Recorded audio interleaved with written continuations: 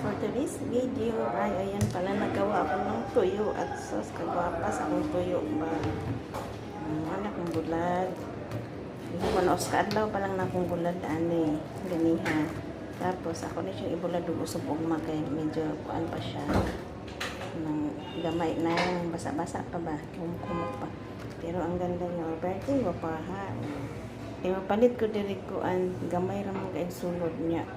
Tag kuan na tag gis ng balot. So sa ato kay 160 ba ya po. Ang gis o di. Pati naghanan niya pila ra akong palit ani gis ra. Gis ra ni niya giprito pud na kog upang ganiha. Daghan na siya mga doon na ni uska kilo ba? Uska kilo man ni kapin. Gahapon. Ayan siya, ang ganda. Oh, lamig na ni kayo.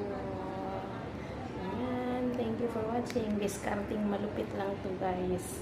Ang ganda kasi ng isda kahapon, fresh na fresh. So, sabi ko, gusto ko siyang gawing bulad, tuyo ba? Dried fish. So, ayan na siya. Ay, kalamig. Hindi siya maalat masyado din. Okay, thank you for watching. Bye.